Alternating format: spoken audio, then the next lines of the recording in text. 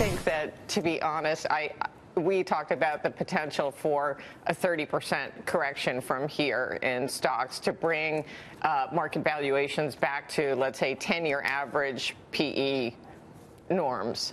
So that's a pretty substantial hit. The biggest threat to the economy right now is the stock market.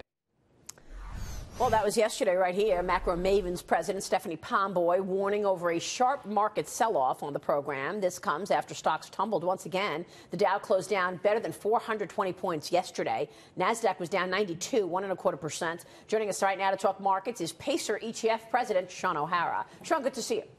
Good morning. Thank you so much for joining us. So what do you see? Do you think we're in store for a bigger correction? Well, I think what she said is probably true. Right. If you go back and you look at corrections of more than 10%, 75% of the time, 2 years later, stock prices are higher. 25% of the time, stock prices are lower. We go to that inevitable bear market. We will one day have a bear market. I don't think it's now that we're going to have a bear market, but I was looking at something the other day that I think investors need to pay attention to. She mentioned PE.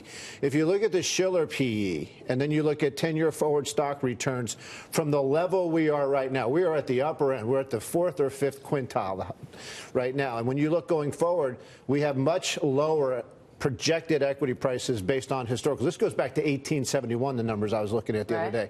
So I think investors would be wise to start thinking about how to build portfolios today with lower stock prices in mind and factoring in the fact that over the next couple of years, we're going to eventually have a bear market cycle. Is that what you're seeing? Is that where's the flow right now? Well, our flows, interestingly enough, have actually spiked during this volatility. I think I would attribute that primarily to the fact that we have some trend-following strategies at Pacer, which uses the 200-day moving average, which your guest earlier, Sam Stovall, was talking about. Yeah. It's been a reliable indicator.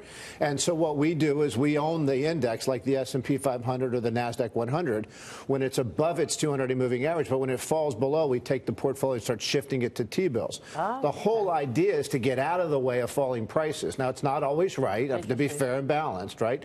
But I think that I just got back. Sam and I were at a conference together in Dallas, and the theme of the conference is what investors want is something not that will protect them from the 5 to 10% down move, but from the catastrophic declines. Like what Stephanie was talking about, Kevin, a 30%. Yeah, but I sometimes take these things to heart in regards to people talking about PE all the time, because we've had elevated PEs, and that was because we've had massive stimulus programs put forth by not only our central bank, but global central banks. And if I look back to the 60s, you mentioned 1871. So if we go back to the nifty 50 days where Coca-Cola was trading at 50 times PE, I mean, listen, it all worked out. That's when Warren Buffett was deploying most of his capital, right? And he's a big value investor, and he owns Coke. So should people be looking at PEs, or should they look at other metrics like cash flows? Should they look at it price to sales, price to book? What should investors be keen on focusing? Well, I think this current turmoil is being caused by the simple formula in stocks. You buy a stock today based on its current cash flow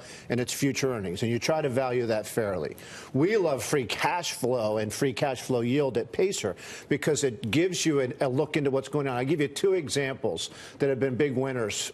One's a winner for us, and the other would be a big loser. Like, we don't own GE, even though it looks cheap. Well, it may be cheap, but its free cash flow has been disintegrating to the point where they might not even have enough free cash flow today to pay the interest that they have to pay on their debt, plus the current dividend. Yeah. The reverse of that is that when we rebalanced this last go-round, we added Macy's. Now, who would add Macy's? It's retail. It's supposed to be dead. Yeah. Why did we add them? We add them because the stock price had gone down so much, and their free cash flow remains fairly steady, and the free cash flow yield spiked. And there's a lot of opportunities to do that in today's market. So on your thing, there's only two ways to change the formula for PE. Either prices have to come down or earnings have to go up, right? And in this current environment, I still think it's pretty positive for earnings growth. I think volatility here is being driven a lot by Fed policy. Jay Powell's new in his job. He's been on the stand the last couple days talking about what he wants to do this year. Do you think that's going to drive more volatility or less volatility this year? Well, you know, the Fed never really speaks in English, right? So we haven't. Well, since Alan Greenspan set the tone on that one. So I think we're trying to figure out what this guy's really saying right now. We're not really sure what he means. I think the encouraging part about who he is he's the first Fed chairman in a long time, maybe forever, who's actually a capital markets guy. And so I think he knows that. And I think he knows the power that the Fed has, and I think he knows the influence. And I think he's sensitive to that from a capital markets perspective. I mean, their mandate is jobs and inflation. Everybody knows that. But I also think he understands the role that they play with regard to the overall economy and the stock market.